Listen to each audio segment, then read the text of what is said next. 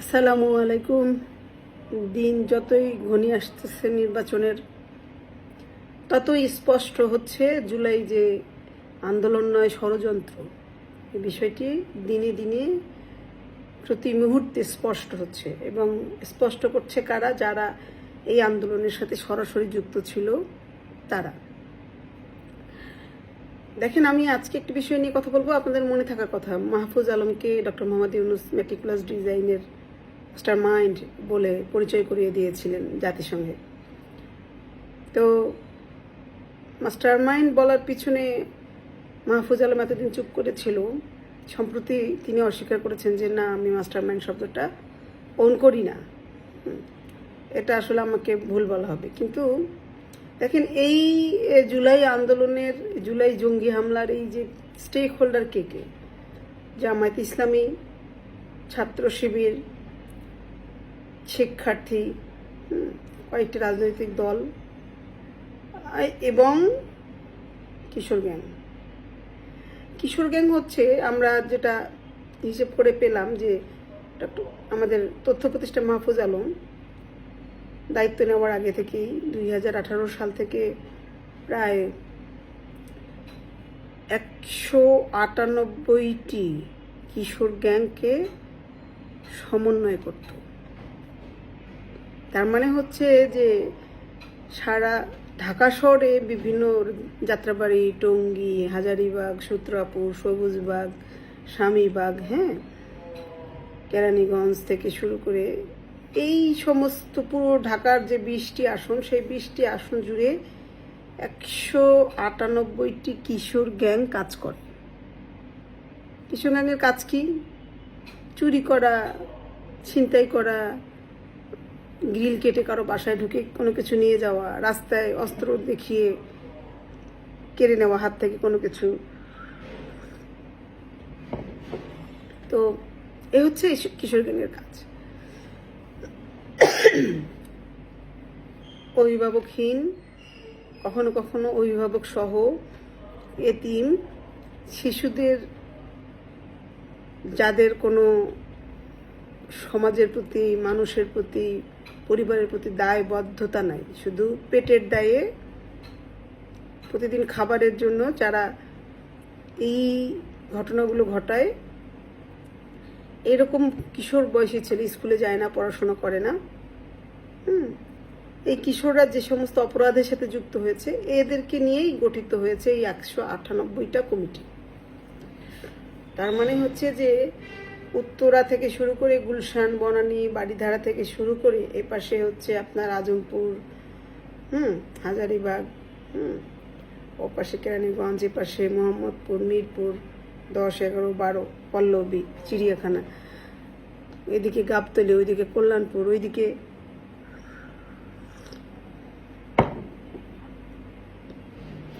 চকবাজার থেকে শুরু করে ঢাকা শহরের বিভিন্ন পয়েন্টে এরকম 198টি গ্রুপ কাজ করে। সেই গ্রুপটা ডেভেলপমেন্টের জন্য কোঅর্ডিনেশনের কাজ করেছে মাহফুজ আলম। এটা উনি কাজ করছেন 2018 সাল থেকে। এবং আমরা জানি যে গোটা বিরোধী আন্দোলন দিকে শুরু করেছিল 18 সাল থেকে। তো সেখানে সে বছর অতটা সফল হতে পারেনি। তো 24-এ সেটা তো বুমেরাং হয়ে গেল এবং এই বুমেরাঙের সাথে যুক্ত হলো কিশোর গ্যাং। কিশোর গ্যাংরা ডেসপারেট, ফলে এদের ওই পিছু টানটা নাই যে না, আমার যদি কিছু হয়, আমাকে যদি কেউ গুলি করে, বা আমি যদি মরে যাই, আমার যদি পা ভেঙে যায়, আমার যদি হাত ভেঙে যায়, তাহলে কি হবে?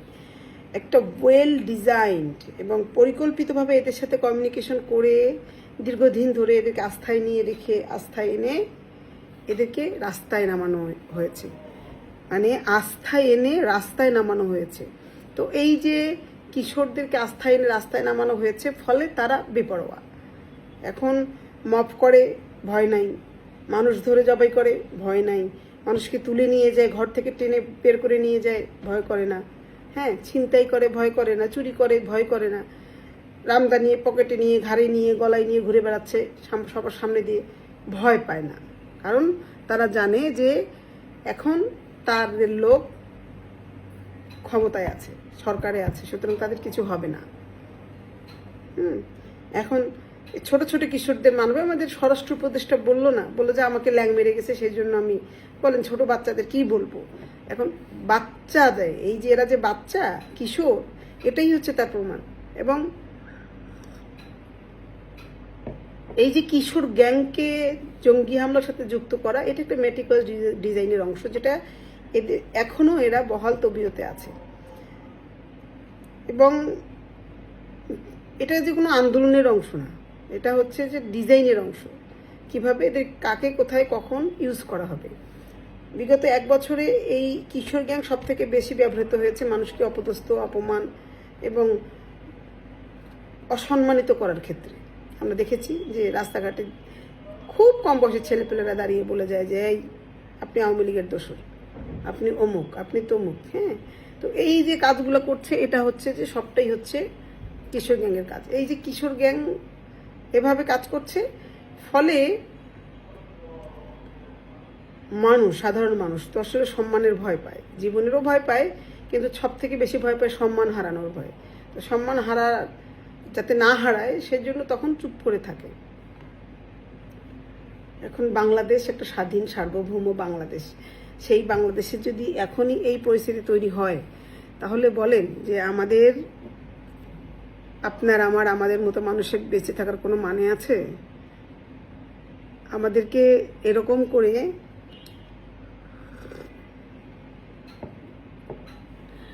তারপরে এই যে বিভিন্ন রকমের অপশক্তিকে ব্যবহার করে একটি কু করে এখন হাসনাত আব্দুল্লাহ, সার্জিস আলম এরা যদি চিৎকার করে বলে যে দেশের মধ্যে এটা না হলে ওটা হবে না, ওটা না হলে, তাদের কি আর দাবি করার কোনো কিছু, ডিমান্ড করার অধিকার তারা রাখে? শেখ হাসিনা সরকারের বিরুদ্ধে যে সমস্ত অভিযোগ তুলে তারা এই 1টা বছর চললো, নিজেদের আখের গুছিয়ে নিল, এদের মুখে শেখ হাসিনা বিরোধী স্লোগান, স্বৈরাচার বিরোধী স্লোগান, দুর্নীতি বিরোধী কথা, হ্যাঁ, প্রতিশ্রুতি, এগুলো কি আর শোভা পায়? পায় না। কেমন এদের সব থেকে বড় দ্বন্দ্ব নিজেদের মধ্যে লেগে গেছে, যে কার অংশ কতটুকু ছিল, কে কতখানি পাচ্ছে। এবং এই দ্বন্দ্বটা প্রত্যেক দিন একটু বাড়তেই থাকবে। কারণ হচ্ছে এই স্বার্থ, এটা তো আসলে বিপ্লব না, এটা তো আন্দোলনও না। যদি বিপ্লব বা আন্দোলন হইতো তাহলে নিঃস্বার্থভাবে কাজ করতো, কোনো ডিমান্ড থাকতো না। কিন্তু যেহেতু এরা অংশগ্রহণ করেছে এদের স্বার্থে লোভে পড়ে, সুতরাং হিস্সা নিয়ে তো কারাকারি হবেই। ন্যায্য হিস্সা কার কত, কে কত পাবে না পাবে, এটা নিয়ে ভাগ বাটোয়ারা নিয়ে তো দ্বন্দ্ব হবেই, অনিবার্য, এটা নিয়ে কোনো সন্দেহ নেই। এখনো তারা 2025 সালে এসেও বাংলাদেশের মানুষকে ভালো ভালো বুলি আওড়ায়ে আবারও প্রতারণা করার চেষ্টা করছে। বাংলাদেশের মানুষ এতটাই কি বোকা যে প্রতিবার প্রতারিত হবে? হাসনাত আব্দুল্লাহ টাকা কম হয়েছে 1 বছরে, সার্জিস আলমের টাকা কম হয়েছে, নাহিদ ইসলামের টাকা কম হয়েছে, এমন কোনো ছাত্রনেতার কথা বলে দেখাতে পারবেন যে ছাত্রনেতা কোনো অর্থ ইনকাম করে নাই? আগের মতোই ছিল, চপ্পল পায়ে আসতো, এখনো চপ্পল পায়ে ঘুরে বেড়ায়। স্বার্থ সুযোগ পেল এবং তারা লুটপাট করলো। এটার নাম তো দেশপ্রেম হতে পারে না। কিছু পাই বা না পাই, দেশকে ভালোবেসে যেতে হবে, দেশের জন্য কাজ করে যেতে হবে এবং দেশের জন্য প্রয়োজনে মরতে হবে, প্রয়োজনে হাতে অস্ত্র ধরতে হবে, প্রয়োজনে বিরোধিতা করতে হবে, প্রতিবাদ করতে হবে। এটা হচ্ছে দেশপ্রেম। বাংলাদেশ আমাদের দেশ, বাংলাদেশটাকে আমাদেরকে আবারও সোনার বাংলা করতে হবে। সোনার বাংলা করতে হলে নাহিদ, সার্জিস, হাসনাত, পাটোয়ারিদের মতো ইয়াং ব্লাডকে আমাদেরকে আসলে আশকারা দেওয়ার কিছু নাই। কারণ এরা ভালো পথে নাই, সঠিক পথে নাই, এরা ভুল পথে আছে, অন্যায় পথে আছে। এই অন্যায় পথ থেকে তাদের নিজেদেরকে ফিরে আসতে হবে। যদি না আসে, বাংলাদেশের মানুষ একতাবদ্ধ হয়ে তাদেরকে প্রতিহত করব। এই আশাবাদ ব্যক্ত রেখে সবার কাছে আজকে বিদায় নিচ্ছি। ভালো থাকবেন, সুস্থ থাকবেন, স্বাভাবিক থাকবেন।